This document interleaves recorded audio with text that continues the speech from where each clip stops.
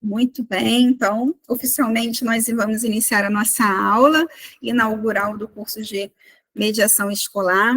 Queremos mais uma vez agradecer a confiança de todos estarem aqui nessa aula, né? E nós vamos começar a falar sobre qual a importância desse profissional, né, que atribui a ele a mediação escolar, né? Mediar o processo de ensino-aprendizagem, né? E é muito importante dizer, e nós vamos falar, repetir isso inúmeras vezes, que ainda não existe uma valorização desse profissional. Guarda essa fala, porque um pouco mais para frente, nós vamos colocar, quando a gente colocar a lei que garante que toda pessoa com deficiência que passe por uma avaliação e se entenda que ele precisa de um suporte a mais, além dos recursos já oferecidos ali na escola, porque que talvez a lei tenha deixado em aberto a não valorização ainda hoje desse profissional, tá? E nós vamos entender também ali sobre a formação desse profissional e a diferenciação dele dos demais profissionais. Às vezes, achamos que o profissional de mediação escolar ele vai substituir o agente de educação especial na escola. Não é verdade. Às vezes, a gente acredita que ele vai substituir o auxiliar de turma. Não é verdade. Ele tem uma atribuição específica e uma grande importância. E é esse assunto que nós vamos trazer aqui, tá? Então, deixa eu passar aqui o slide. E nós vamos falar aqui, ó, que entre muitas as atribuições, trouxemos algumas delas para falar para você sobre o mediador, sobre esse profissional, sobre essa pessoa tão importante que vai fazer realmente a mediação desse processo ensino e aprendizagem. Já deixa claro que não é um profissional que vai cuidar de dar cuidados básicos a um outro, não. Também passa pelo cuidado, mas não é a grande atribuição dele, a grande importância dele, né? Como ele é fundamental na vida desse aluno. Ele não é alguém que vai sublocar um espaço na sala de aula. Não, jamais. Mas ele vai mediar esse processo fazendo uma interação direta com o professor. Glauci, a realidade ainda está muito distante disso. A gente sabe. Eu e a Eliane sabemos perfeitamente disso. Mas nós precisamos reforçar a atribuição e importância desse profissional para que nós possamos até mesmo como exigir e por que exigir esse profissional dentro dessa modalidade que a gente chama de educação especial, tá? Bom, então esse profissional, ele vai, como eu já muito bem repeti várias vezes, mediar o processo, e esse processo de ensino-aprendizagem, com isso, vai propiciar o quê? O desenvolvimento de inúmeras habilidades, e também a reabilitação de habilidades cognitivas. Como assim, Glaucia? Porque nós temos casos de crianças que já vão nascer com uma disfunção, a criança que vai nascer ali talvez uma paralisia cerebral, nós temos crianças com Zika vírus, nós temos inúmeras questões, uma diversidade de prejuízos ali, que infelizmente a criança já nasce com esses prejuízos mais evidentes, e aí nós vamos ter ali todo um trabalho para habilitar aquela criança, as áreas corticais que não estão desenvolvendo bem aquela função. E nós vamos ter também crianças que são acometidas, né? Nós vamos ter crianças que, infelizmente, vão sofrer um acidente, crianças que... Esses dias eu peguei uma criança, para avaliar uma criança que sofreu... que ela teve um afogamento e passou bastante tempo desacordada e teve inúmeros prejuízos. Essa criança ela tinha um desenvolvimento de acordo com o que se espera para cada idade, dentro das habilidades escolares, ela vinha desempenhando o seu potencial de uma forma muito específica, muito bacana, e infelizmente, com esse afogamento, ela ficou muitas horas sem respirar, teve ali teve o pronto, foi salva de pronto, mas infelizmente ela perdeu algumas questões importantes. Então, o profissional, quando ele vai iniciar ali um acompanhamento, ele vai avaliar, né, o profissional médico vai avaliar as áreas que foram afetadas, vai fazer um relato ali, e o profissional técnico, né, os especialistas ali, os terapeutas, com certeza vão começar a desenvolver atividades que venham a reabilitar, mas o profissional de mediação escolar, ele pode ser fundamental também em ampliar o que o profissional do consultório está fazendo, com o que o profissional da educação está oferecendo, e juntos fazer com que essa criança tenha uma reabilitação, ela vai aprender novamente. Então, quando eu sofro um acidente, por exemplo, uma pessoa que sofre uma isquemia. Glaucia, nós estamos aqui na maioria são crianças e adolescentes. Deixa eu falar uma coisa para você. Crianças também têm isquemia, tá? O AVC, tá? Então, ela sofre uma pequena AVC. E aí, essa criança, ela pode perder força de um lado, ela pode, às vezes, perder força justamente do lado, às vezes, muitas vezes, o lado direito, o lado que a criança escreve. Às vezes ela pode perder ali a capacidade de velocidade de leitura, enfim, depende muito da área afetada. E aí, aquilo que ela já fazia muito bem, eu preciso fazer com que aconteça o que a gente chama de plasticidade neuronal, que novos neurônios à volta, eles venham fazer conexões e nós vamos fazer com que aquele cérebro aprenda novamente aquela função perdida, tá? Então, isso que se consiste em falarmos de reabilitação. E reabilitação cognitiva, certamente, nós vamos estar falando aí da forma como essa criança vai aprender tudo do seu meio e aprender. E aí ela precisa de várias habilidades, né? Ela precisa ter a atenção, dessa atenção ela precisa conseguir manter essa atenção, fazer a manutenção dessa atenção e ter a concentração, ela precisa ter a percepção, ela precisa ter questões sensoriais, inúmeras são habilidades. Então, já começamos a entender que para eu ser mediadora escolar, eu preciso estar neste lugar de conhecimento de como que o meu cérebro funciona e como que ele interage com o meio, né? Então, olha a importância aí. A partir dali, como eu já entendi a minha grande importância na sala de aula, mediando esse processo, eu vou precisar saber como eu vou identificar, como eu vou identificar as habilidades e principalmente as potencialidades daquele menino que eu estou mediando, né? E após, eu acho assim, bem bacana, tanto eu quanto a Eliane, a gente sempre reforça isso em aula. Às vezes as pessoas ficam muito preocupadas com o que o menino não sabe fazer. E nós precisamos partir do contrário. O que ele faz de bacana? O que ele faz de melhor? Quais são as potencialidades? Porque é a partir dali, das potencialidades desse menino, que nós vamos desenvolver atividades que venham a diminuir os prejuízos que ele está apresentando. Né? Nós não vamos ficar reforçando as dificuldades que ele já tem. A gente já está observando que, infelizmente, ele não está tendo um bom aproveitamento educacional. Mas o que ele já está sabendo? Né? E como que eu vou fazer isso, Glaucia? Nós vamos ensinar você a fazer uma boa diagnose para que você possa entender, dentro das atribuições daquela série, o que ele já sabe, o que ele já aprendeu, né? Eu vou precisar identificar as habilidades. Dentro dos marcos do desenvolvimento, o menino tem 5 anos. Com 5 anos, o que ele precisa já estar me apresentando? E a partir dessa identificação, com certeza nós vamos desenvolver boas atividades. Glaucia, mas eu não tenho formação na saúde, Glaucia, eu só tenho ainda um ensino médio, né? Fica em paz. A diagnose, ela faz parte ali da vida do professor.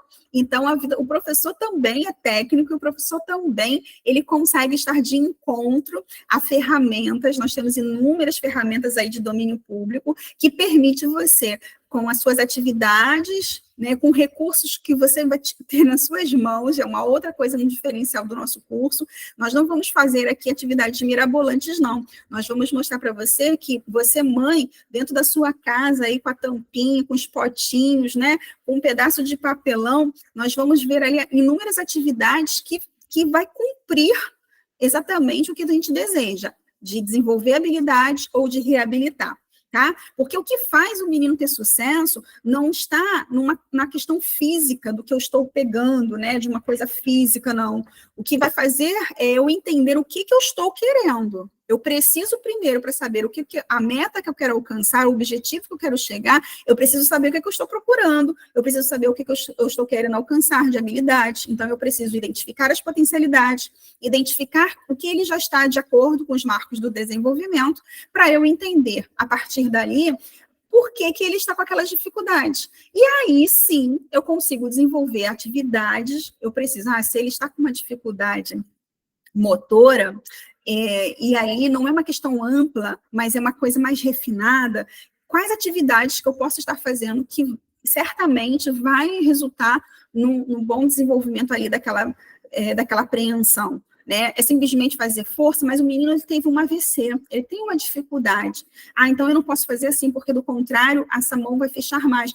Como é que eu vou entender isso? Sabendo perfeitamente como que o cérebro se desenvolve. E isso, todas aqui, com certeza, todos, sem exceção, tá?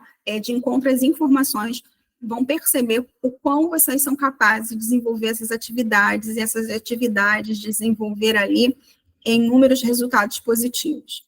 A partir daí, que eu já entendi a minha importância, que eu já entendi que eu vou aprender como identificar, como desenvolver atividades que venham propiciar ali desenvolvimento de habilidade ou de reabilitação, eu vou, com certeza, aprender o tão falado ultimamente, né, o planejamento educacional individualizado, tão falado e tão importante quanto, tá? Diga-se passagem, eu falei de uma forma muito positiva, é necessário batermos nessa tecla, porque a gente vem batendo nela há muito tempo, inclusive um slide aqui, que é do curso de 2018,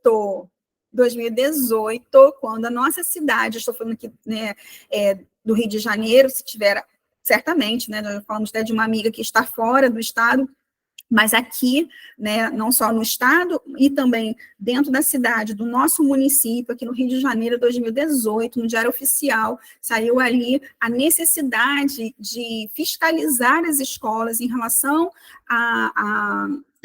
ao planejamento, se ele estava sendo não somente elaborado, mas se ele estava sendo efetivamente aplicado e avaliado para saber a sua eficácia. Então, daqui a pouquinho nós vamos mostrar para você que desde 2018 isso é uma exigência e não existe esse cumprimento. E hoje se volta à bandeira de exigência e é isso mesmo que a gente precisa fazer, tá? Exigir mesmo. Glaucia, mas eu vou fazer o PEI, o mediador. Então, o mediador escolar, ele participa efetivamente da elaboração do planejamento educacional individualizado junto com os professores e com os coordenadores. Glaucia, eu ouvi dizer que quem faz é a diretora da escola, ou é a coordenadora. E aí nós vamos descobrir na nossa aula de PEI que não é. Por quê? Porque se eu sou a professora regente, eu tenho o planejamento de quais conteúdos eu vou estar apresentando, né? Então, eu vou entender nesse bimestre quais conteúdos serão lançados, e neste bimestre, como eu já sei, identifiquei lá o potencial do meu menino, eu vou saber quais atividades eu vou precisar reforçar de uma forma diferenciada, que vai alcançar a todos com o objetivo principal daquele menino ali. Então, nós vamos entender o que é isso daqui a pouquinho, mas já anota aí que você vai saber fazer o planejamento educacional individualizado, como já está aqui no chat, o temido, mas quando a gente conhece, ele é nosso amigo, tá? E de verdade, tá, professores? Então, é importante dizer que nós, eu e a Eliane, já estivemos em sala de aula, no chão da escola, nós não estamos aqui contando, foram felizes para sempre, não, tá? É importante dizer isso, né? Bom, depois disso, como que eu vou fazer atividades que sejam eficientes, atividades que eu possa, Glaucia, se eu for estar mediadora de uma criança em sala de aula, como que eu vou chegar com uma caixa da Eliane Paixão, cheia de atividades? Gente, vocês vão descobrir que a Eliane tem umas 20 caixas, daquelas organizadoras enormes, de uns 50 litros, cheia de atividades, tá?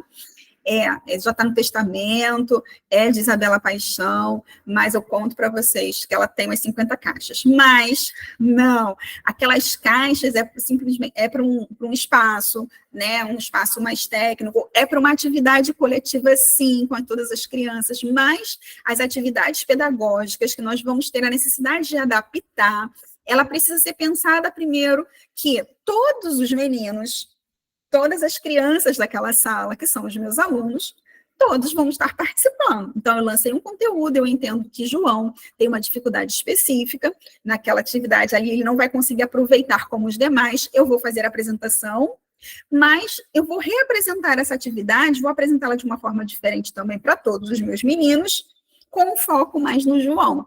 Então, os meninos vão chegar em casa dizendo que se divertiram, que brincaram, as mães vão ficar loucas, você vai para a escola para brincar, mas, na verdade, não é uma brincadeira, é uma forma lúdica de apresentar aquele conteúdo. Então, nós vamos entender que quando a gente fala de adaptação, de flexibilização, nós não estamos dizendo que nós vamos pegar todo o conteúdo programático, nós vamos pegar todas as atividades do livro e transformar em várias atividades lúdicas sem sentido. Não, jamais. Nós vamos entender quais as atividades aquele menino não vai estar acompanhando como os demais. Para algumas crianças, sim, é necessário a redução de alguns conteúdos, mas conceitos básicos, não. Nós temos conceitos para cada série que ele não pode sair, não pode passar sem ter contato. E a gente precisa ter essa responsabilidade. O problema não está no menino ter um diagnóstico, o problema está eu, Glaucier, não entender como ele aprende. Então, é necessário a gente ter essa responsabilidade, e o PEI norteia tudo isso. E por que é importante também relatar, que eu vejo às vezes de uma forma equivocada, e talvez a falta do conhecimento mesmo, né?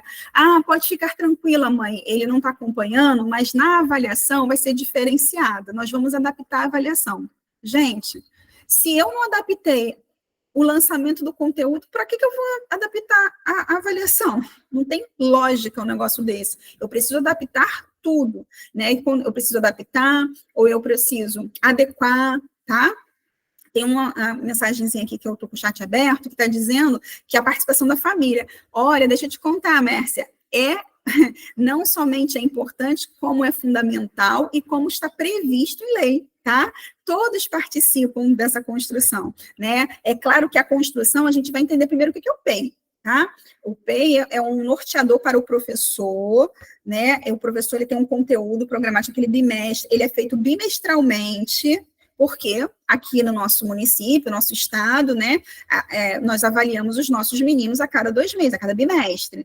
Então, nós vamos fazer ali bimestralmente quais os conteúdos que eu vou lançar. Como eu já fiz aquela triagem inicialmente, eu sei quais conteúdos ali, talvez o Joaquim vai ter dificuldade de estar realmente absorvendo como os demais. Então, eu preciso achar uma estratégia, como eu já sei o potencial dele, como eu já sei como ele melhor aprende, como eu já sei que ele é mais auditivo, ou mais visual, ou mais sinestésico, eu já sei como que ele apreende melhor o conteúdo e forma conhecimento, eu vou preparar uma atividade diferenciada ali. Então, eu preciso colocar já no meu PEI quais essas atividades que serão diferenciadas e quais estratégias eu vou estar montando para isso.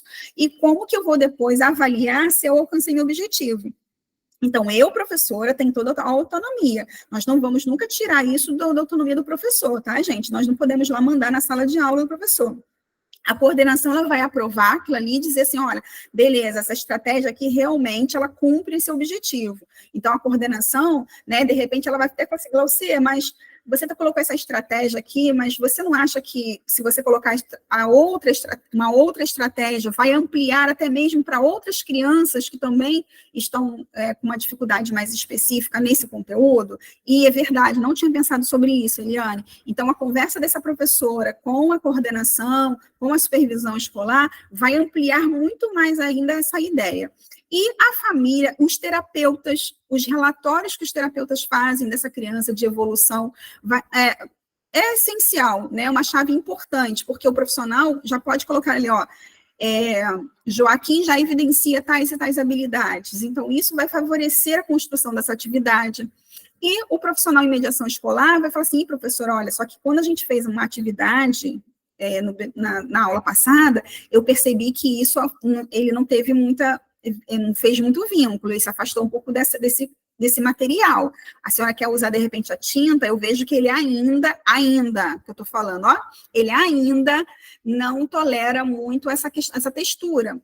Ainda, né? Porque nós vamos trabalhar para ele gostar também, né? Ser mais uma ferramenta ali de atividade.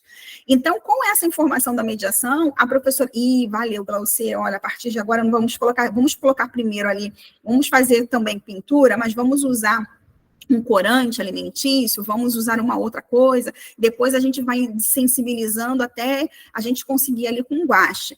Então, olha só, todos participam. E aí o pai o responsável, vai ter ali a oportunidade de assinar, e o nosso município, eu não sei, aí nós não vamos entrar nesse mérito, nós vamos entrar no que é como regra, e infelizmente eu sei que cada bairro aqui nós temos notícias de funcionamentos diferentes, mas acredito que talvez tenham pessoas aqui que têm passado uma experiência positiva, que o pai é chamado para assinar, né, para ver, para observar o que está sendo feito ali pelo seu menino. E isso é uma garantia de que, de fato, o PEI está sendo elaborado, ele está sendo aplicado e ele está sendo avaliado a cada 2 meses para, no final do ano, colocarmos a lista de como o menino iniciou no bimestre e como ele foi evoluindo e alcançando os objetivos. Olha quanta coisa muito interessante o PEI norteia, o PEI, como ele é uma ferramenta ali essencial. Bom, a partir dali, nós temos também o mediador na construção, e isso é uma aula da Eliane, que vocês vão se surpreender, porque a gente acha, às vezes, que a autonomia e independência, elas partem muito aí da questão de somente dar um laço, aprender a andar de bicicleta e conseguir ficar à mesa para fazer atividade ou comer com a boquinha fechada, né? A independência, as questões da autonomia, não. A Eliane, você quer dar uma palhinha um pouquinho aí do que você vai trabalhar nesse ponto, que tem uma aula só para isso? Sim, eu destaco, como você já falou anteriormente, as potencialidades das crianças, tá? Aproveitar esse plano de ensino individualizado para saber o que ele já sabe, e a partir daí estimular sua independência, autonomia, autoconfiança. A Glaucia usa uma frase bacana, né? Que o mediador escolar é aquele que caminha para perder o emprego, né? Então, se eu estou ali, é para estimular essa autonomia. E muitas vezes essa autonomia só é descoberta lá na escola, lá no ambiente, lá na sala de aula, aí é visto pelo mediador, que talvez nem o professor, devido toda a demanda, toda a logística de sala de aula, ele não consegue perceber, mas essa criança vai surpreendendo o mediador escolar quando ele devolve esse retorno por responsável, por causa do estímulo específico, ele até se surpreende. Meu filho já é capaz de, nossa, ele já faz isso. A gente nota muito isso nas apresentações, né, escolares, nas festinhas de comemorações, e aí a criança está lá com autonomia, dançando, realizando lá os movimentos como todos os outros amigos, porque foi estimulado dentro de uma necessidade, de uma especificidade, de uma necessidade dele. Então, essa parte dessa aula de autonomia, eu abordo vários temas que a gente observa em sala de aula, que pode ser além do muro escolar, e que a família também, às vezes, não está pronta para lançar essa criança, para cortar esse cordão, né, como nós falamos, tá bom? Então, é uma aula que vai estimular a autonomia também dos responsáveis. Com certeza. Essa aí, e pegando um gancho de uma palavra que você usou em relação da confiança, né? O quão é importante valorizarmos a inteligência emocional. Falamos muito da inteligência cognitiva, falamos muito de resultados, falamos muito mas ela caminha junto com a inteligência emocional. Então, às vezes, os pais até falam assim, muito sobre as birras, sobre como que a baixa frustração, que é, né, ainda uma baixa frustração ali, como ele não consegue lidar, manejar as emoções, perceber as suas emoções, expressar e comunicar as suas insatisfações, e isso parte de iniciarmos junto com a inteligência cognitiva, a inteligência emocional. Quais emoções que eu estou sentindo em contato com esse evento, como que eu as percebo, como eu as nomeio e o que eu faço a partir daí. Então, muito importante dentro desse contexto de autonomia é também entender como eu motivo o meu filho, como eu sou motivada, como ele é motivado diante das suas dificuldades. Então, isso é muito importante. E é para quem ainda não ouviu essa frase que a Eliane colocou, né? Falou assim, pô, como é que eu vou fazer um curso que eu quero ficar para conquistar um emprego, uma vaga, e me fala que eu vou caminhar para o desemprego? Gente, é a melhor conquista, é quando você entende que você não é mais necessário para aquela criança, aquele menino, aquela menina. Porque nós não somos bengala, nós não vamos ficar como bengala, nós vamos estimular a ponto de cada vez menos irmos, né, nos afastando e contemplando e comemorando as conquistas daquela criança, daqui a pouco daquele adolescente. Então, é muito importante isso, tá? E por que não também daquele adulto, né? Lembrando que a gente fala muito, às vezes, de uma forma didática, do desenvolvimento infantil, mas a educação especial, ela é uma modalidade que ela vai desde a educação infantil, desde o berçário, ao ensino superior e sua continuidade, tá? Não vamos esquecer que a gente fala muitas vezes, porque geralmente a maioria, talvez, das pessoas que buscam esses cursos, os cursos, ainda são pessoas que estão na fase ali da infância, adolescência, mas o mediador é para o ser humano, então, em todas as idades, tá? Então, olha quanta coisa interessante, nós já falamos, né, e eu ainda estou apenas no primeiro slide sobre a importância desse profissional, né? Que bom que nós aumentamos as aulas, eu acho que ainda vai faltar um pouco. Bom, a gente já...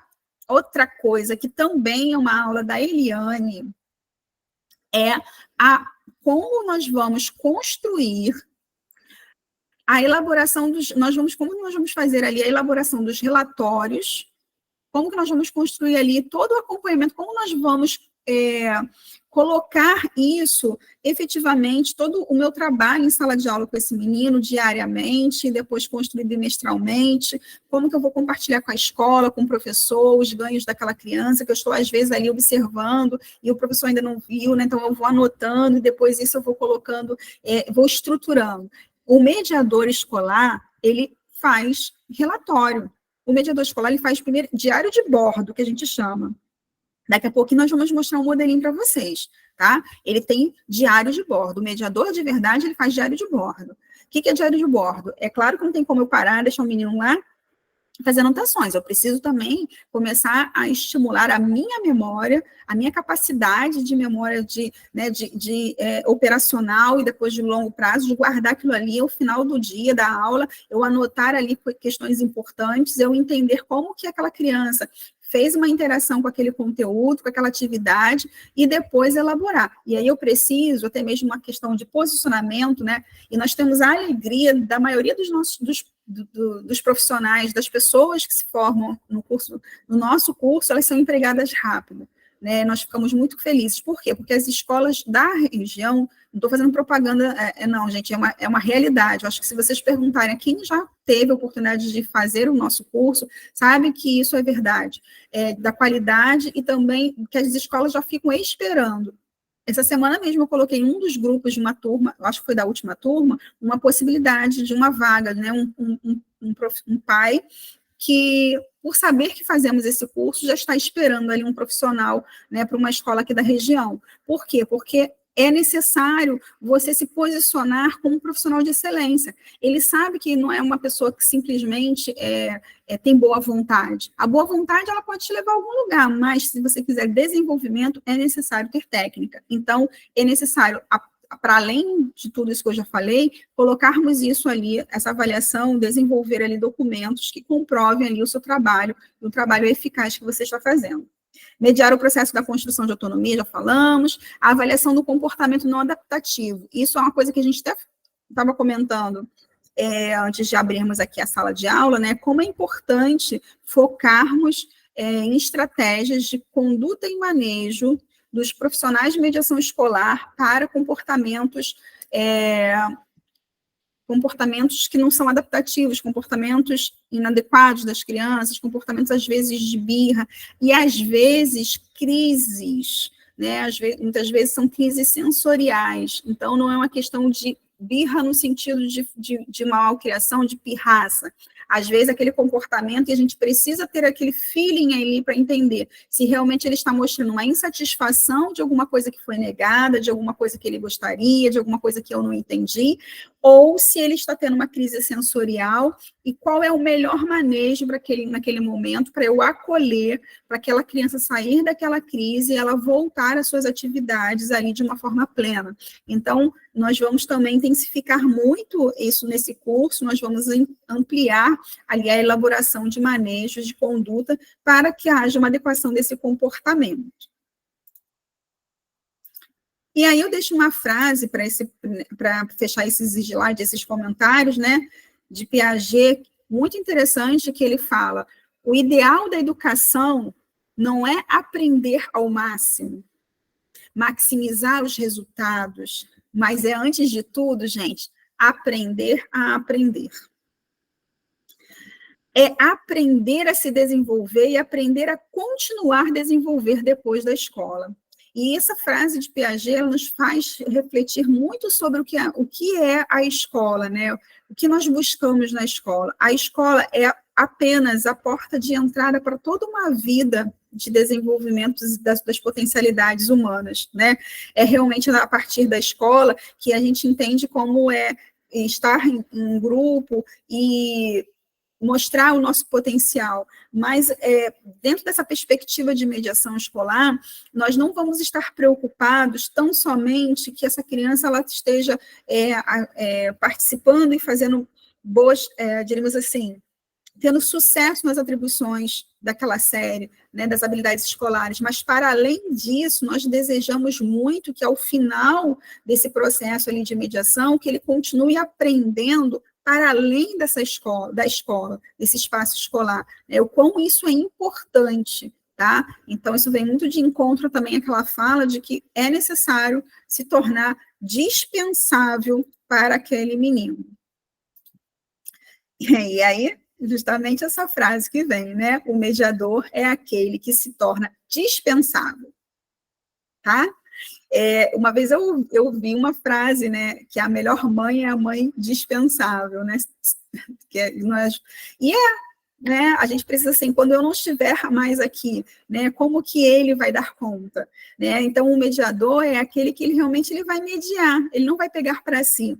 Uma outra expressão que a gente usa muito é que nós somos como um HD externo, né? Nós temos uma máquina, nós temos o computador, e a gente tem mais algumas informações importantes externas, guardadas num equipamento externo. Nós somos esse HD externo. Quando é necessário fornecer alguma mensagem, alguma informação ali, algum arquivo que talvez esteja corrompido nessa máquina, eu posso acessar esse HD externo, mas ele vai fazer um reparo, né? Ele não vai ficar ali como o principal, tá? Então, o mediador, ele não é uma bengala, o mediador, ele é aquele profissional que vai estimular, ele não vai ali, não tem a opção de conter criança, não é para manejar para o menino ficar quietinho, não é simplesmente que ele fique socializando. A escola é um espaço de aprendizado, e passa pelo esse aprendizado, por todo esse processo, também passa a parte que vamos fazer uma interação social com os demais.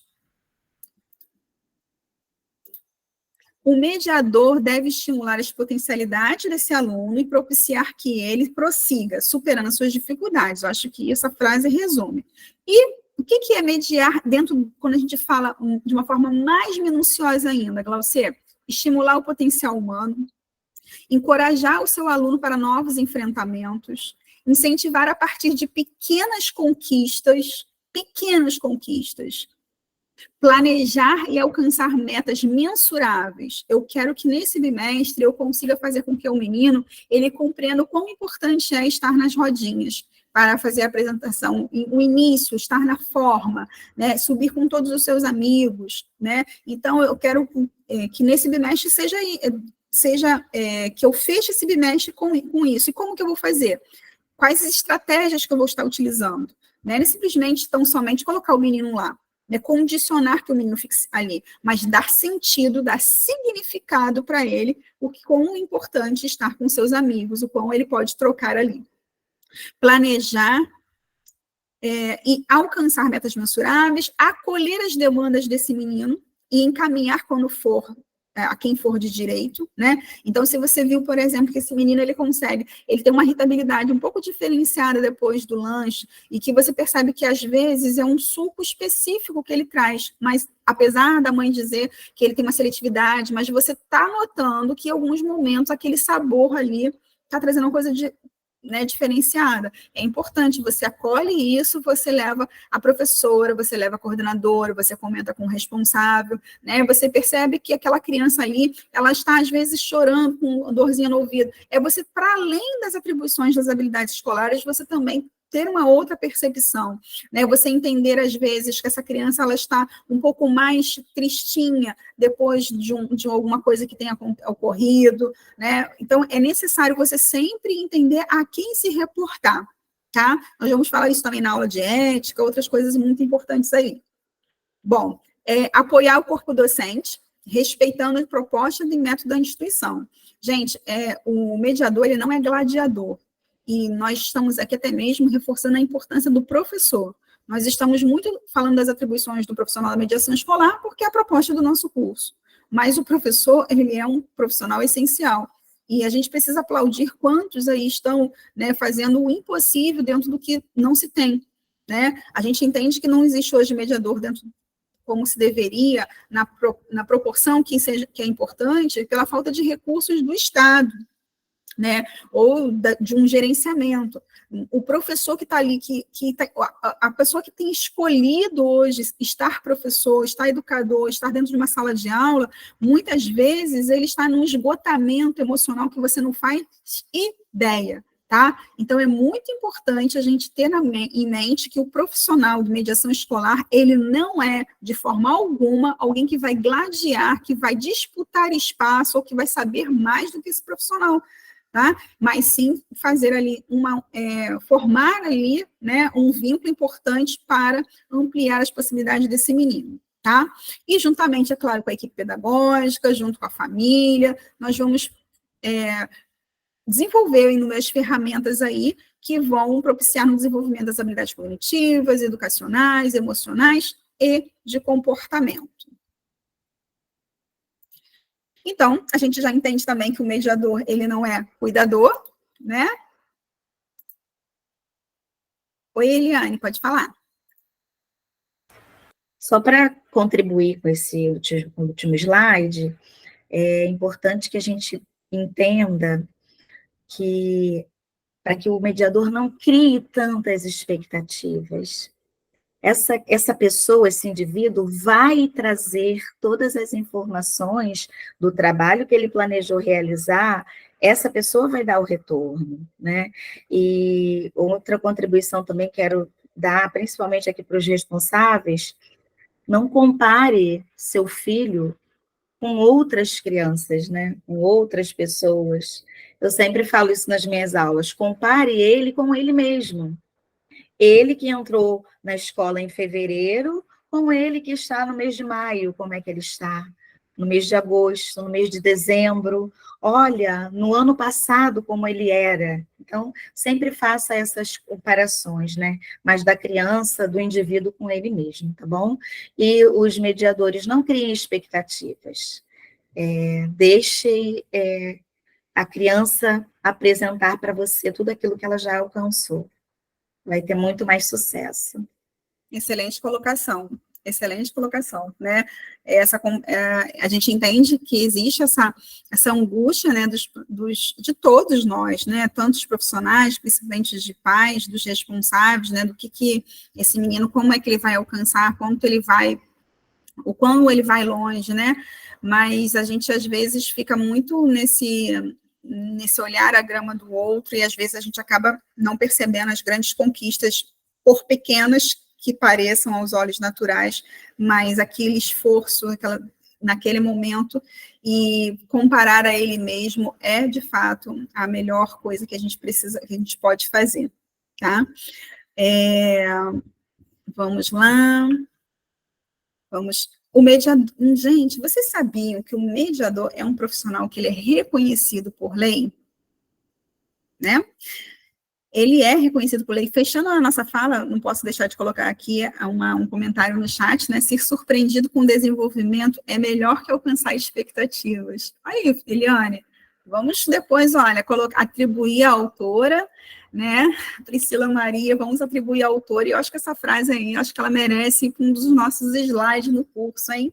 Ser surpreendido com o desenvolvimento é melhor que alcançar expectativas, com certeza, porque esse desenvolvimento, ele é firmado para sempre.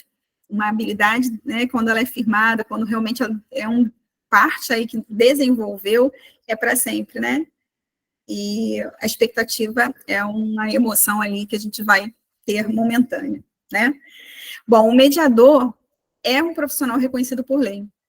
Glaucia, se ele é reconhecido por lei, por que ele não é valorizado? Por que hoje eu vejo pessoas que, infelizmente, se esforçam tanto e não conseguem uma boa colocação no mercado? Por que ainda, em alguns bairros, as pessoas querem, às vezes, dar uma ajuda de custo, que às vezes nem é passagem para ficar 2 turnos, né? Por quê? Porque nós vamos descobrir agora, porque quem entrou lá no início, eu falei muito que nós pontuaríamos isso, né? Primeiro, pela questão de o quanto essa lei, ele é colocado na lei, mas, infelizmente, a própria lei que reforça a importância desse profissional deixa aberto ali, como sempre, né? As nossas leis sempre têm uma brecha, ou então, na verdade, não é que a lei tenha a brecha, acho que a gente pode refazer essa fala do que, na verdade, o ser humano sempre está em busca de uma forma de abrir uma brecha para burlar as coisas, né? Então, vamos colocar aqui um slidezinho que vai compartilhar essa informação.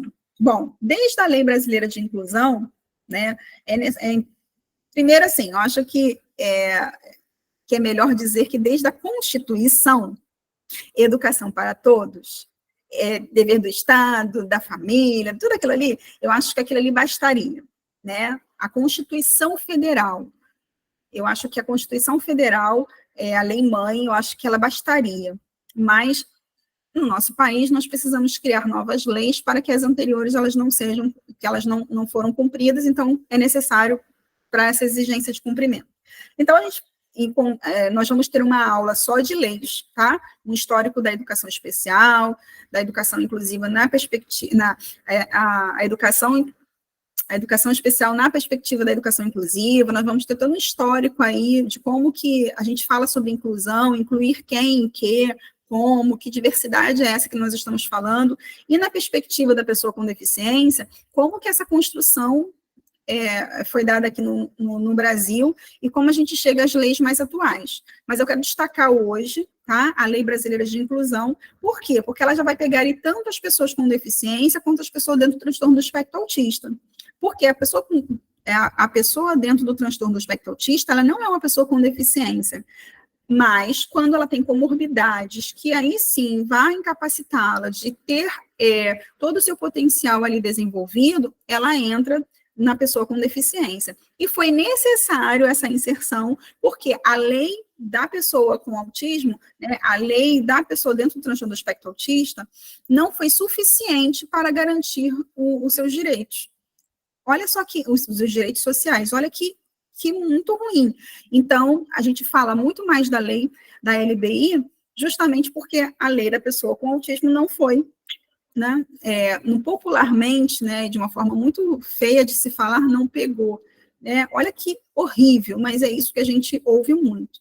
Então, do direito à educação, no artigo 27, a LBI vai falar assim, a educação constitui direito da pessoa com deficiência assegurado de sistema educacional inclusivo em todos os níveis e aprendizados ao longo de toda a vida. Então, mais uma vez, e a gente tem lutado bastante, parece que depois que sai dos anos iniciais, a gente perde força. Nos anos finais, que é o Fundamental 2, né, ou o antigo ginásio, as nomenclaturas elas vão mudando, né? Então, aqui na época de algumas colegas, aqui que não vou citar nomes, né, mas elas vão se identificar, foi o ginásio, né? Tem algumas pessoas aqui que tiveram até que fazer prova para entrar no ginásio, né? Eu fui depois, né? E depois nós tínhamos ali do ginásio, ele se transformou em Fundamental 2, e hoje nós chamamos de anos finais, tá? Então, os anos finais hoje está sendo cada vez mais difícil, parece que a gente precisa cada vez mais implorar como se estivéssemos pedindo favor, e a gente precisa, às vezes, comprovar que aquela pessoa tem direito a desenvolver. É um sentimento angustiante. A todo ano, os pais que estão aqui, que já têm seus filhos no Fundamental 2, ou nos anos finais, né, como queira chamar, sabem do que eu estou falando. Se é ruim, justamente nos anos finais, você imagina o ensino médio, você imagina a nossa luta com esse menino no ensino médio, você imagina nós como profissionais, terapeutas, quando a gente vai ter uma reunião, quando a gente vai em uma reunião, quando vamos conversar com o coordenador, com os professores do ensino médio, o quanto eles desdenham a pessoa com deficiência, o quanto eles falam assim, não, mas a gente dá a nota, ele vai passar. A gente não quer que ele passe, não. O que nós queremos é que ele possa ali desenvolver seu potencial, o quão a gente precisa ficar o tempo todo insistindo. E daí, se você tem isso, chegar ao ensino superior, a primeira coisa, as primeiras frases ridículas que temos de contato se ele chegou aqui, ele é capaz, né? Quem disse que ele não era antes? Quem disse que ter um diagnóstico é sinal ali de incompetência, de incapacidade? É o capacitismo que nós vamos estar abordando também, tá? Então, a LBI assegura. E não só assegura essa pessoa de passar por todos os níveis, mas de recursos e profissional de apoio para que isso aconteça. Então, é importante dizer, né, que para além de o acesso e o aproveitamento, que também não é simplesmente colocar o menino lá para que ele corra atrás, mas que se tenha ali recursos para que isso aconteça, né? Para garantir ali, olha, no finalzinho do artigo fala assim, para que ele possa alcançar o máximo do desenvolvimento possível dos seus talentos, habilidades físicas, sensoriais, intelectuais e sociais, segundo suas características, interesses e necessidades de aprendizagem. Aí entra o quê? As adaptações. Estamos falando de quê nesse ponto ali? Das adaptações, né, curriculares, das flexibilizações, enfim. E ali fala que é um parágrafo, no parágrafo único, que é dever do Estado, da família, da comunidade escolar e da sociedade, claro, né, assegurar que a educação de qualidade à pessoa com deficiência, tá? E salvo também de toda forma de violência, negligência e discriminação, que dispensa, que eu já eu falei vários exemplos daí nos meus comentários. E aí, a gente entende, aí que é o ponto importante, quando eu falo para vocês, o porquê que perdeu força esse profissional, e nós precisamos militar para que essa lei seja revista, em 2 pontos. Primeiro, que ela diz que qualquer pessoa, qualquer no sentido assim, de qualquer pessoa com boa vontade, ela pode estar neste lugar de apoio pessoal, ora ela fala apoio, né, um profissional de apoio escolar. Abre-se um parênteses, gente, que aqui no Rio de Janeiro nós usamos muito essa expressão mediador escolar, tá? Em outros municípios aqui pertinho da gente, tem outra nomenclatura, tá? E nós continuamos adotando essa expressão mediador escolar por entender aquele processo de mediação mesmo por mediar o processo ensino-aprendizagem, tá bom? Então, fecha esse parênteses, porque na lei nós vamos encontrar com outra nomenclatura, tá?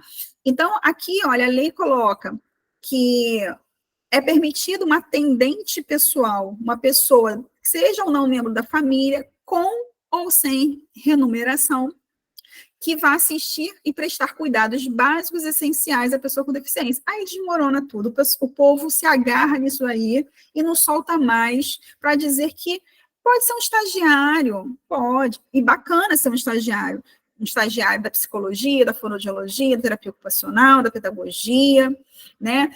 Eu penso que precisa ser profissionais, pessoas que estejam em formação de áreas afins.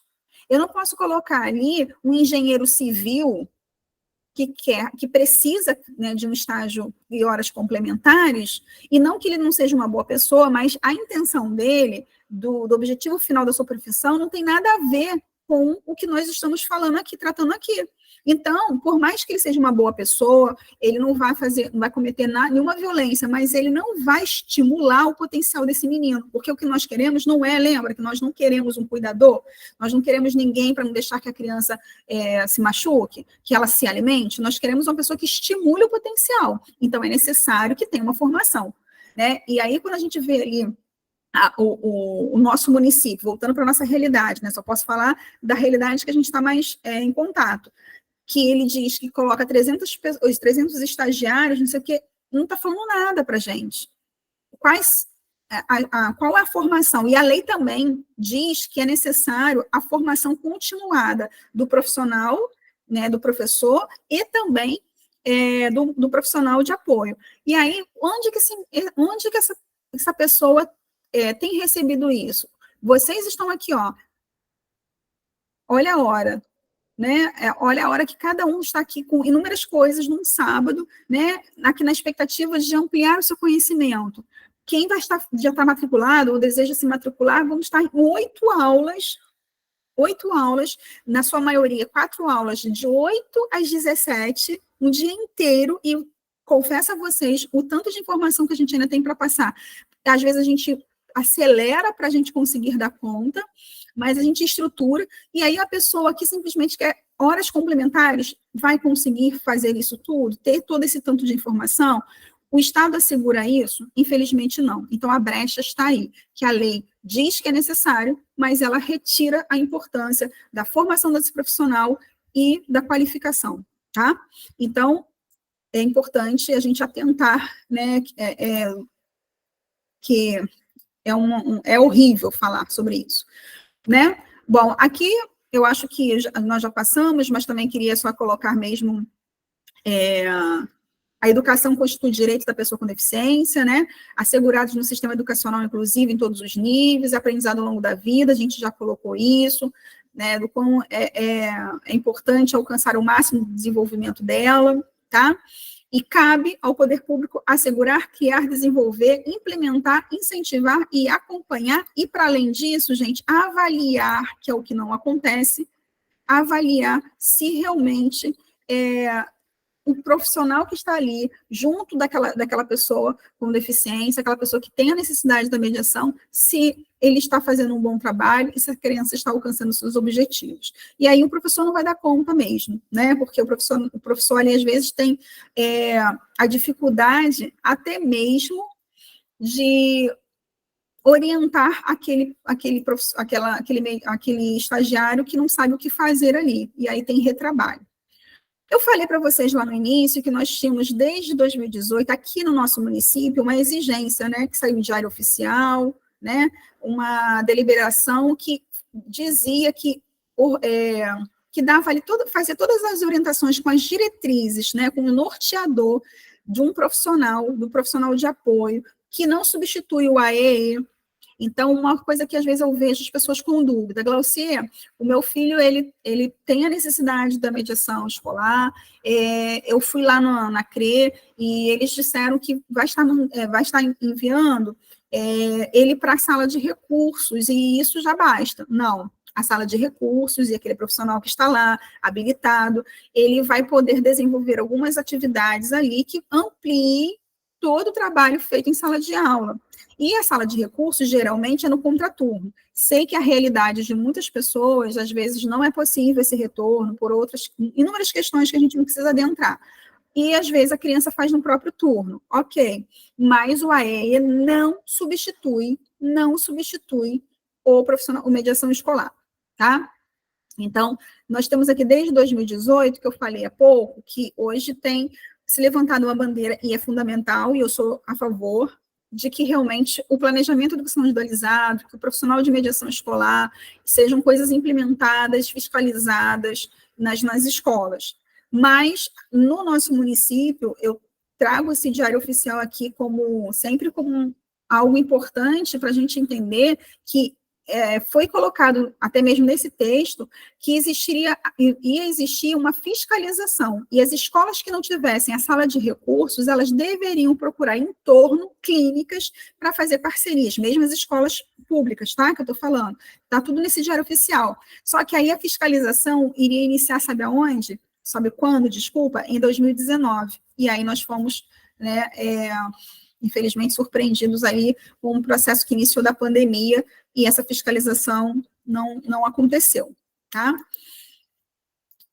Olha só, a presente deliberação normatiza, então traz as normas do atendimento a crianças com deficiência, com transtornos globais do desenvolvimento ou altas habilidades, superdotação em instituições privadas de educação infantil. Também saiu nesse diário oficial como as escolas privadas deveriam se comportar. Por quê? Porque às vezes parece que uma realidade que eu falo, que só estou falando para a escola pública ou estou falando para a escola particular. E nesse diário também veio ali toda a normatização de como as escolas devem se comportar. E eu digo para vocês mais, né, que não somente as crianças de alta habilidades são negligenciadas, né? São colocadas ali, se eles têm altas habilidades, nem precisa, né? Porque eles aprendem com facilidade. Volta-se novamente a questão ali de que nós não estamos falando que a escola é para tirar nota, né? Como aquela frase de Piaget, mas todas as outras habilidades que eles precisam desenvolver para que seu potencial realmente seja evidenciado. E aí a Patrícia colocou aqui, contribui, né, da negligência que afeta as pessoas com altas habilidades e também com doenças raras. Porque outra bandeira que a gente tem levantado muito nós temos o coletivo da pessoa com deficiência. Aí, foi necessário incluir o coletivo da pessoa dentro do transtorno do espectro autista nesse coletivo aqui, porque eles estavam sendo negligenciados. E agora nós temos as pessoas com doenças raras, que se eles não tiverem nenhuma comorbidade que faça ele ter uma condição de pessoa com deficiência, também é negligenciado. Por quê? É raro. E é raro, gente, não é porque é uma raridade, porque é uma coisa preciosa, não. Infelizmente, é porque é um número muito pequeno dentro da população que não interessa para a farmácia desenvolver remédios para ele, não interessa para o poder público estudar sobre essa doença, e são pessoas que são negligenciadas, que têm seus sofrimentos e que estão aí também à beira, né, de total exclusão. Então, nós temos 3 coletivos que hoje a gente precisa estar sempre ressaltando para que ninguém seja esquecido, tá?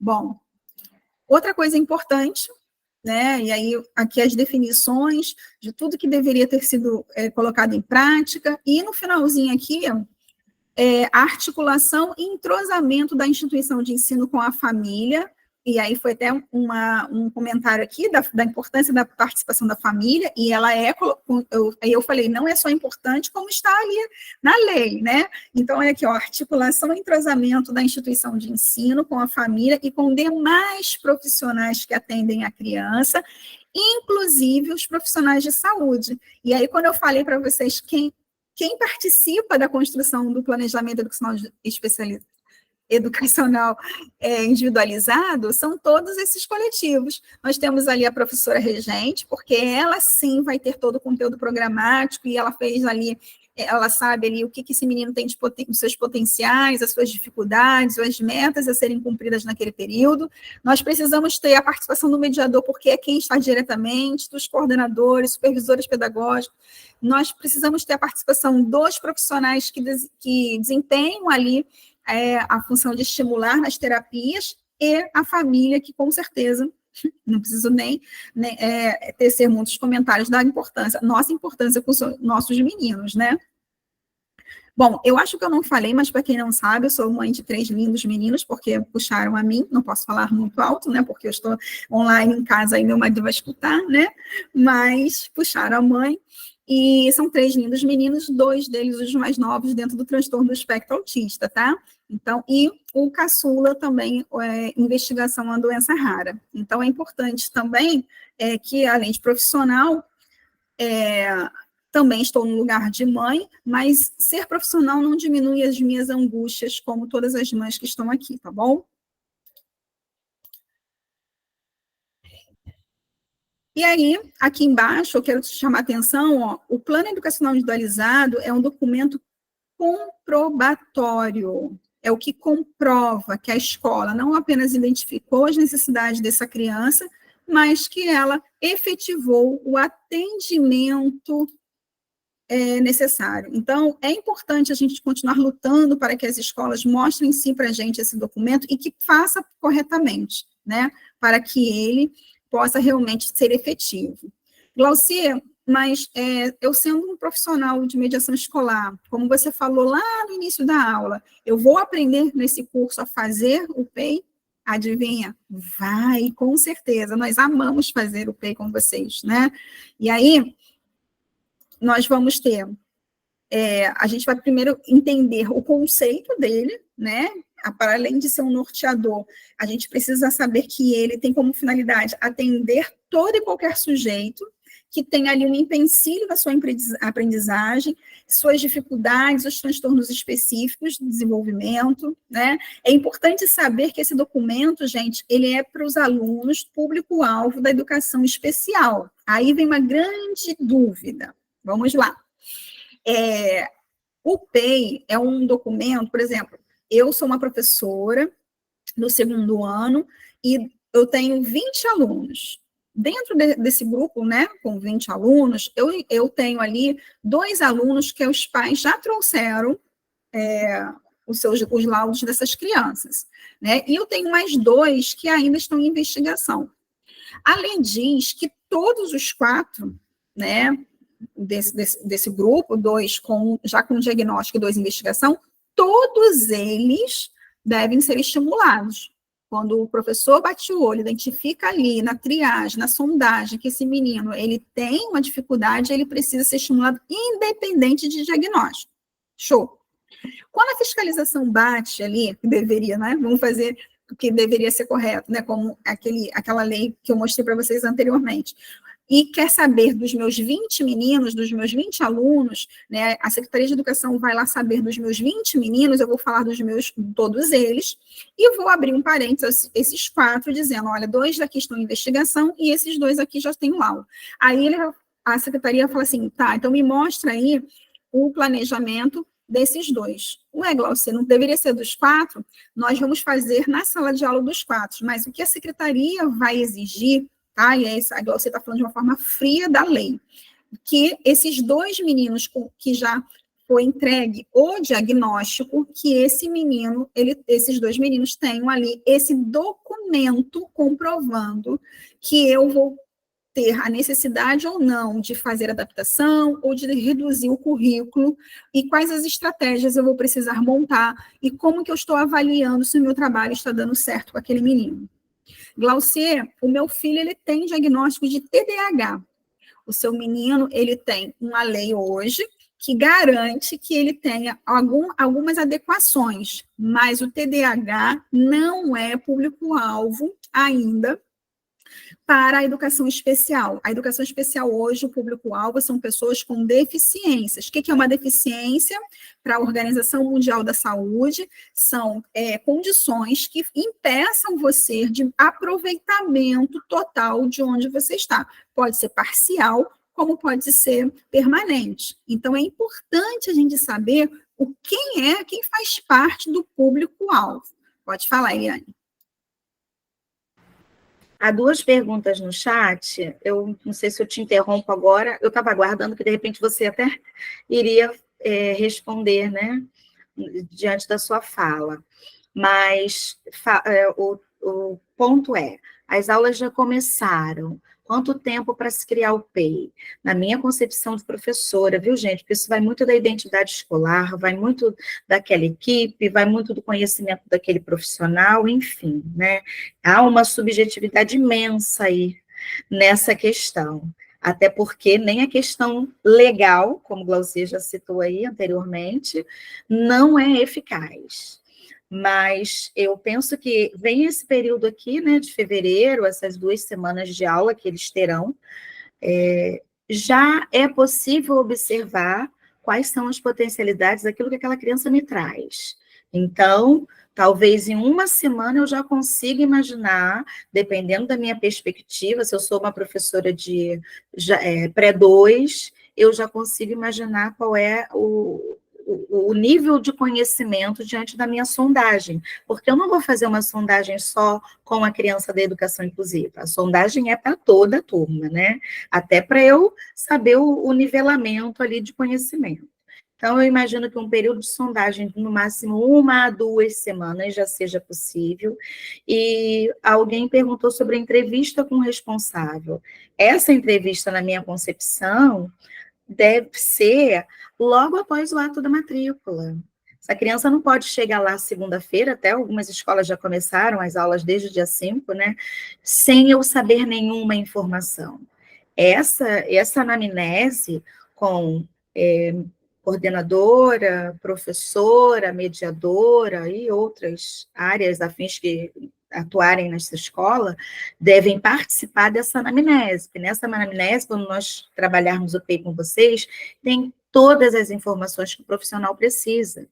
Porque, por exemplo, a criança que tem hiperfoco, esse hiperfoco deve ser utilizado, não pode ser excluído, e também o professor e o mediador já vão começar a introduzir outros elementos para que esse leque de informações, de conhecimento, de nomeação, ele se amplie, tá?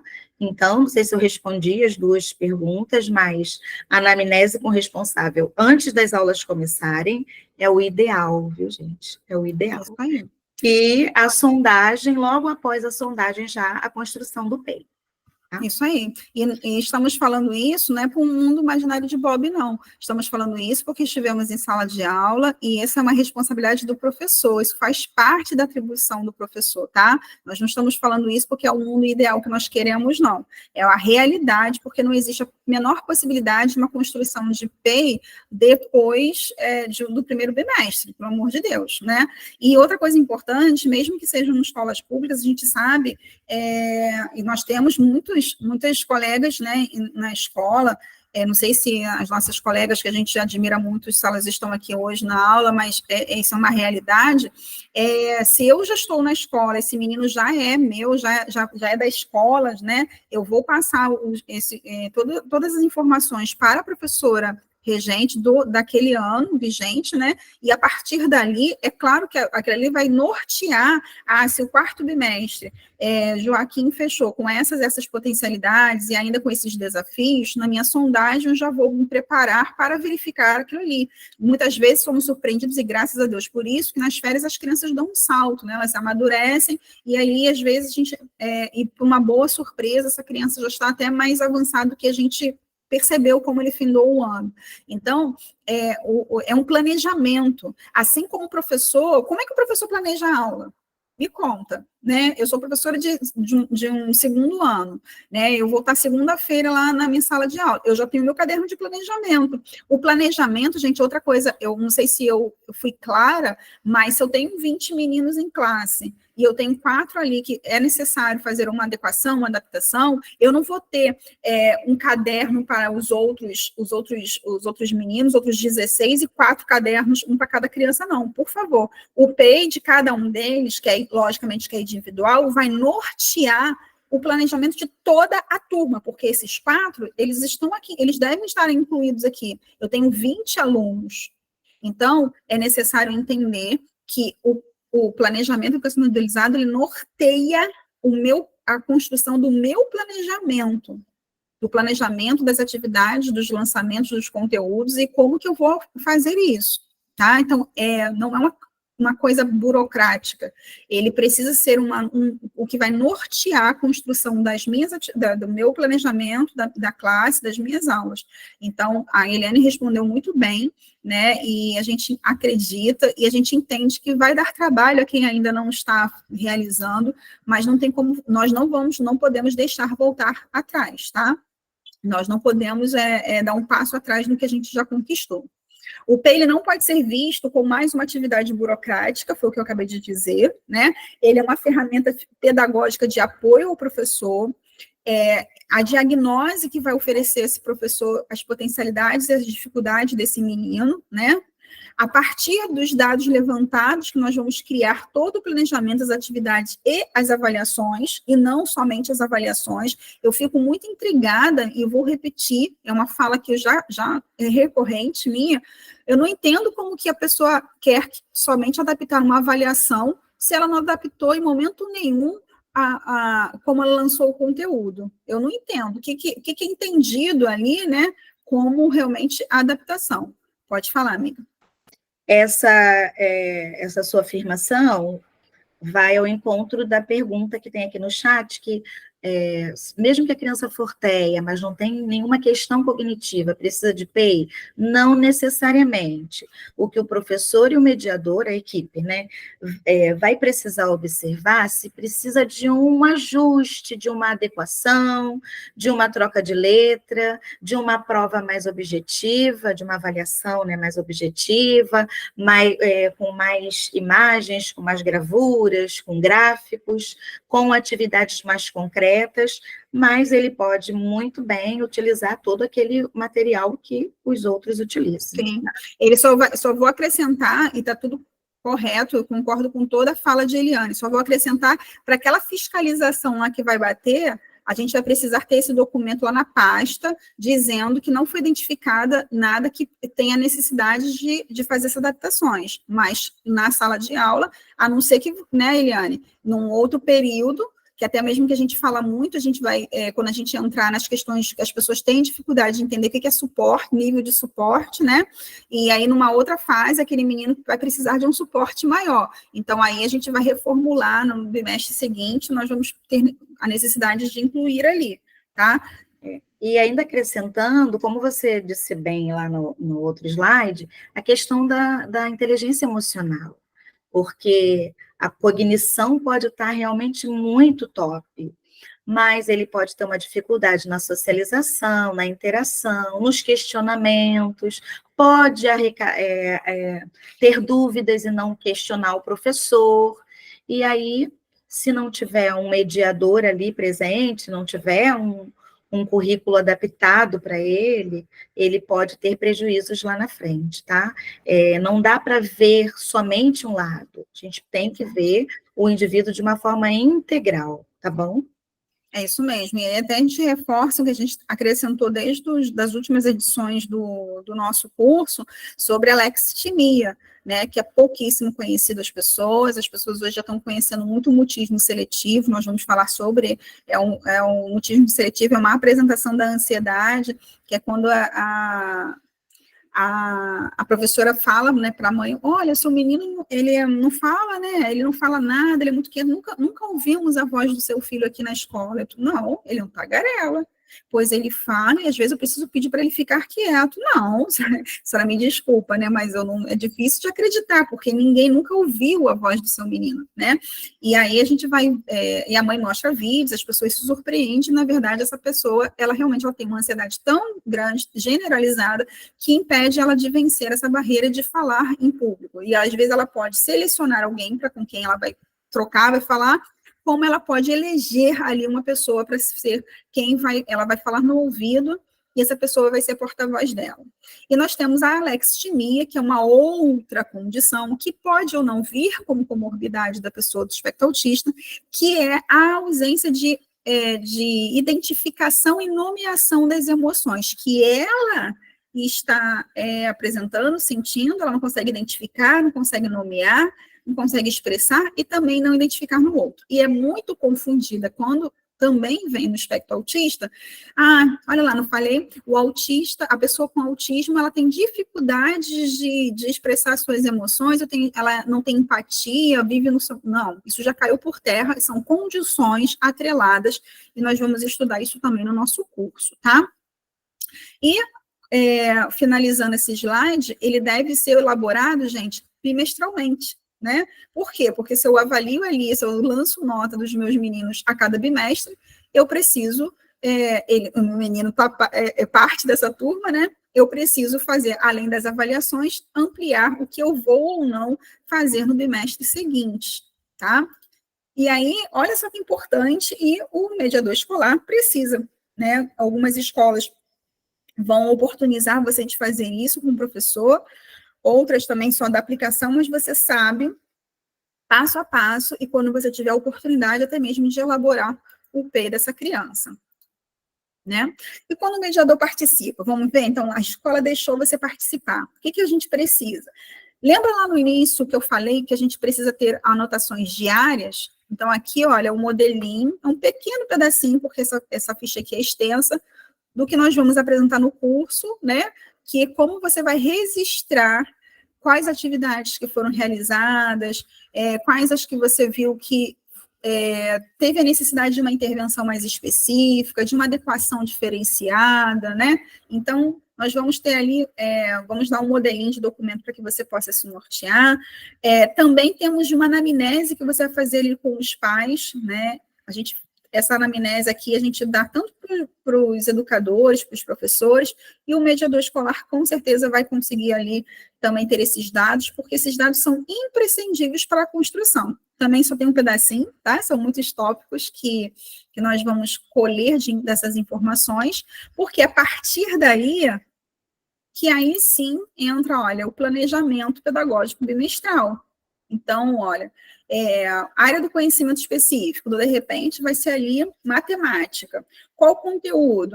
O lançamento dos números, o lançamento de formas geométricas.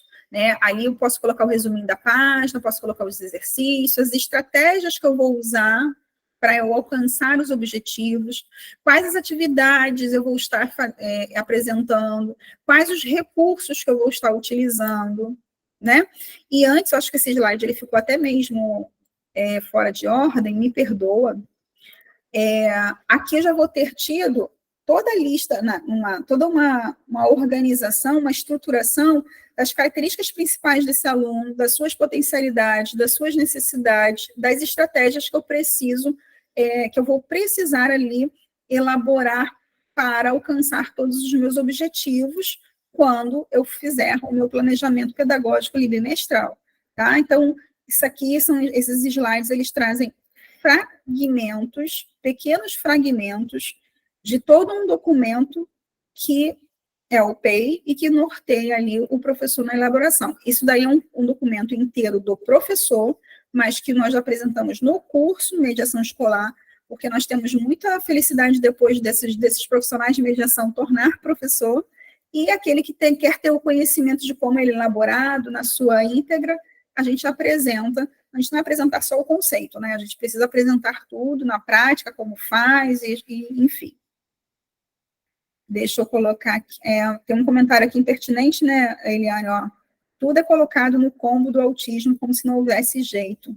Isso aí, como se nenhuma intervenção ali, né, você sabe, né, ele está no espectro autista, então é como se justificasse ali a minha incompetência como profissional de não desenvolver novas estratégias para alcançar os objetivos. Eliane, aí quando a gente fala, né, da importância, das atribuições, a gente precisa falar da formação desse profissional, né? E nós temos aqui, nessa aula de hoje, nós vimos profissionais que já estão mediando, nós vimos responsáveis, né? Muitas mães, muitos responsáveis aqui nessa aula hoje, nós temos pessoas que estão em formação e que querem alcançar esse lugar, porque entendem ali que podem contribuir para o desenvolvimento de pessoas, transformar vidas, né? E aí, Eliane, a gente vai falar agora, e daqui a pouquinho você vai começar a falar dos nossos tópicos, nós já estamos encerrando, tá, gente? Já estamos caminhando para o final, tá? E nós vamos colocar um link aqui para que vocês possam preencher, aqueles que desejam receber certificado de participação, tá? Nós vamos dar um certificado de participação. Quem está fazendo o curso superior vale como hora complementar, porque o nosso CNPJ garante isso, tá bom? E mesmo que você não vá apresentar isso como hora e queira o certificado dessa aula, nós vamos estar oferecendo a você, tá bom? Daqui a pouquinho eu coloco o link. Nós já estamos de verdade caminhando para o final. Sim, só vou fazer um breve resumo do que vocês encontrarão nas nossas aulas, tá? Da formação profissional do mediador escolar. Vou ser bem objetiva, porque a Glaucia também já estendeu bastante, passou bastante informações para vocês, tá? Atribuições do profissional. O que faz um mediador? Qual é a sua função? Qual é o seu objetivo? Qual é a sua proposta? Vamos falar de postura, vamos falar de ética profissional também. Histórico da educação especial. Existe toda uma trajetória para se chegar até aqui, muitos passos precisam ser dados ainda, não parece, mas muitas questões já foram alcançadas, né? Se for pensar, né, Glaucia, 20 anos atrás, eu sempre falo isso, que na graduação de pedagogia, nem de sustentabilidade se falava, de nada, nada, nada. Enfim, então, hoje, a gente já tem um avanço grande em relação a 20 anos atrás, mas ainda precisamos muito, queremos muito, né? Então, esse histórico da educação especial vocês vão ter aí. Dificuldades e transtornos, nós vamos aprender a identificar quando é uma dificuldade, quando é um transtorno no neurodesenvolvimento. A dificuldade, ela pode ser simplesmente ambiental, por uma falta de estímulo, por uma falta de motivação, por uma falta de conhecimento ali dos responsáveis, e que com o estímulo específico, essa criança, esse indivíduo avança. Mas o transtorno, existe uma questão neurológica, existe uma disfunção aí nessa anatomia, tá? Então, a gente também vai aprender a identificar a diferença entre dificuldades e transtornos. Sintomatologia e intervenção. Quais são as características que esse indivíduo traz, que ele apresenta? Como eu posso intervir? Eu não posso utilizar dessa mesma maneira para aquela outra criança, 2, 3, 4 crianças na sala de aula com TEA. Cada um vai apresentar uma característica, um sintoma. Alguns vão apresentar até comportamentos semelhantes, mas na hora, por exemplo, da construção do plano de ensino, ele é individualizado. Tá? Então, essa questão da intervenção, ela é muito específica, ela é totalmente subjetiva. Mais uma aula de neurociências na vida cotidiana, a Glaucia já comentou bastante sobre isso. Aí a gente vai falar das estruturas cerebrais, a divisão dos hemisférios, suas funções e suas estruturas. Vamos falar de atenção, de memória, funções executivas, planejamento, e é uma aula mais interativa, vocês participam um pouquinho mais, tá bom? Os fatores neurobiológicos, aí vem a Glaucia com toda a parte anatômica posterior a essa minha aula de neurociências, que eu venho com uma parte mais prática, e quando ela vem com a teoria, com embasamento científico, fica mais suave, porque realmente alguns termos, né, minha amiga, surgem e a gente fica meio confuso, mas vocês já vão estar familiarizados, tá bom? Os fatores neurobiológicos e neurofisiológicos, né? Só o título vocês já conseguem perceber, que interferem na aprendizagem. A importância da autonomia, já falei um pouquinho, quando você pediu para eu destacar, essa questão dessa independência, de mostrar para aquele indivíduo o quanto ele é capaz, porque muitas vezes, como eu já disse, os familiares nem percebem que eles já podem, que eles já conseguem. E eu vejo o ambiente escolar, né, eu, uma professora, defensora daquela atmosfera que sou, ali é o único ambiente que ele tem para lidar com frustrações, porque em casa, convivendo muito com os adultos, às vezes é filho único, então tudo é cedido para ele, porque não tem como ser diferente.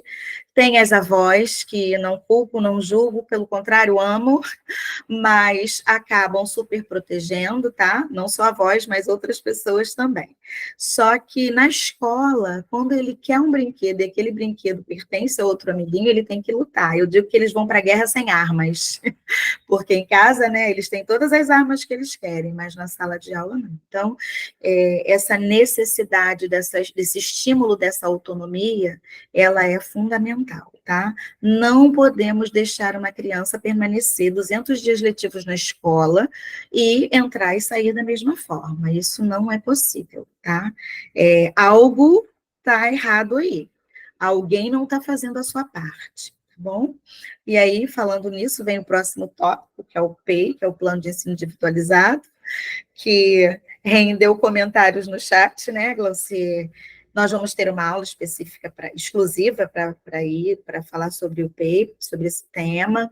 Outras perguntas vão surgir, outros questionamentos vão surgir, mas o que nós queremos é esclarecer o máximo, trazer o máximo de informações para vocês. Tá bom? Registros e relatórios, é importante demais a gente ir registrando, ir anotando, que sejam 3 linhas sobre aquele dia.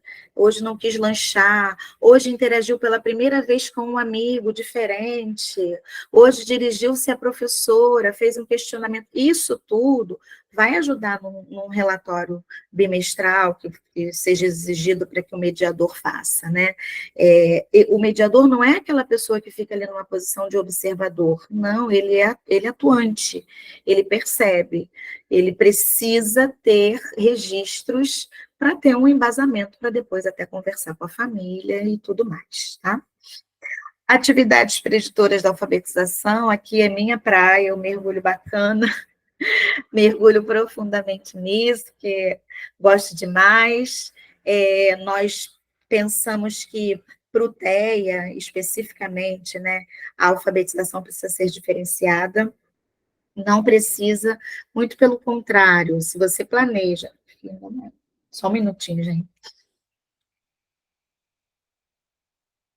Se você planeja uma alfabetização multissensorial, em que você vai englobar todos os sentidos da criança, independente de diagnóstico ou não, e esse é o objetivo principal da alfabetização, né? Não tem para quê. Eu alfabetizo um adulto da mesma forma que eu alfabetizo uma criança, com ou sem diagnóstico, porque eu priorizo as habilidades sensoriais, eu priorizo isso. Eu vou colocar ele em contato com estímulo de visão, audição, olfato, paladar, tato, tudo isso. Então, eu vou ter sucesso, tá? Eu não preciso ter data marcada para a Glaucier, para a Isabela, para a Kátia, para todos estarem alfabetizados naquele mesmo dia, mês e ano. Mas o estímulo é o mesmo, sabendo que, diante de cada especificidade, esse tempo dessa pessoa, para poder me dar uma resposta, pode ser diferenciado, tá? Me estendi muito na alfabetização, né, Glaucia? Não tem jeito. Aí, depois dessa parte preditora, o que vem antes, tá? É o que eu valorizo demais, o que vem antes da alfabetização, para mim, é o essencial. Muitas pessoas se preocupam somente com a alfabetização aos 6 anos, mas o que vem antes? É a educação infantil, que é fundamental. E isso, para mim, é primordial. Se não tiver pronto, aquela prontidão para alfabetização, não vai ter sucesso, tá? Ah, mas ele lê, é autodidata, leu sozinho, tem hiperlexia, mas há algumas falhazinhas aí se a questão sensorial não foi priorizada. Talvez não seja visto ali aos 6 anos, mas lá com 10, 11, 15 anos, enfim, tudo isso, tá? E depois vem a alfabetização propriamente dita, na prática, aí a gente aprende bastante, conversa, troca informações. Essa aula, a preditora vai ser online e a outra vai ser presencial, tá bom? Com vivências práticas, tá? Que são as minhas caixas, né? Você conhece muito bem. Orientação parental, vou deixar essa parte para você falar um pouquinho, tá? Lá no final você fala sobre essa questão, tá bom? Orientação parental, esgotamento emocional dos cuidadores, eu deixo para você discutir lá no final. Autismo na adolescência e a infantilização e o capacitismo, já falamos sobre isso, né? Glaucia já abordou aí anteriormente também. Vi também alguma coisa no chat. Entende-se que o autista não vai conseguir, né? Muitas pessoas não militam, como a Dulce falou, porque entendem que ele não vai conseguir.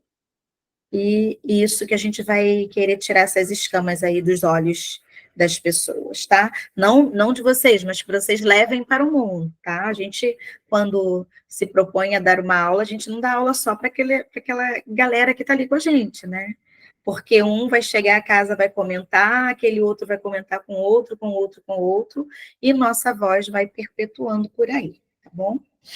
Adaptação e flexibilização, avaliação, você também já falou um pouquinho. Prática do projeto de adaptação, também vai ser tema de nossa aula. Introdução às doenças raras, minha amiga está aí bem latente com essas informações. Síndrome de Tourette e TDAH, tá? Em todas as nossas aulas, nós vamos abordar esses temas, tá bom? Pouquinha coisa, né? Mas Pouca coisa, chegamos em 2025. Mas temos certeza que teremos muito sucesso, Glaucier, eu não tenho dúvidas disso. Isso aí. Pegando um gancho que Paixão estava falando, gente, daquele ponto da orientação parental, né? Nós estamos incluindo tanto a orientação parental quanto a questão aí de manejo, né? Entendemos a necessidade de dar um foco, né, jogar uma luz nesses dois pontos, tanto do manejo do comportamento que a gente já falou durante o curso de hoje, a aula de hoje, como esse acolhimento parental. Os pais estão esgotados, né, emocionalmente, tanto os pais quanto os cuidadores, os professores, e o mediador escolar. A gente pode desenvolver algumas estratégias de saber ter uma escuta ativa, acolhedora, sem julgamento a esses pais, né, e de direcionamento. Muitas vezes, essa escuta, esse olhar, montar estratégias junto com eles, isso vai fazer todo um diferencial, tá? São pessoas que realmente se encontram ali, às vezes, angustiadas, e elas precisam de direcionamento. Então, a orientação parental, que é algo que é da área da psicologia, né? Todos nós podemos fazer essa orientação aos pais e cuidadores, né? Mas nós temos um foco aí, uma cadeira mais específica da psicologia, mais uma escuta ativa, acolhedora, sem julgamento, qualquer profissional, e eu acho que o mediador passa por isso, né? Ele vai mediar esse processo e está dentro desse processo ali esse ensino e a aprendizagem, como nós colocamos, a inteligência emocional, e a gente precisa capacitar esse profissional mediador, porque quando nós não orientamos, ele acaba, às vezes, se angustiando junto com esses pais, e a gente precisa fortalecer essas pessoas, tá? Bom, gente, como prometido, né, eu vou colocar aqui, vou pedir aí a Paixão para fazer a gentileza de colocar no chat o linkzinho, mas antes de vocês abrirem, espera um pouquinho, Paixão, para a gente dar as últimas informações, e aí a gente coloca lá, porque eu sei que as pessoas vão querer entrar, né, e ver o preenchimento, tá? Então, bom, a gente vai realmente caminhar agora para o encerramento, né, vamos agradecer a sua presença, nós vamos fechar agora a gravação, para que a gente possa abrir para as pessoas desejarem aí fazer algum comentário, dar um feedback, fazer uma troca, mas, de uma forma geral, nós estamos encerrando a nossa aula inaugural do curso de mediação escolar. Esperamos, de verdade, que tenha atendido as expectativas de vocês, que nós trago para vocês luz sobre vários assuntos e temas. É claro que ela não teve a pretensão de esgotar assunto algum, né, porque realmente é uma pincelada de tudo que nós vamos estar caminhando aí pelas próximas semanas, tá? Então, eu vou agora aqui encerrar a gravação, mas nós vamos continuar aqui na sala.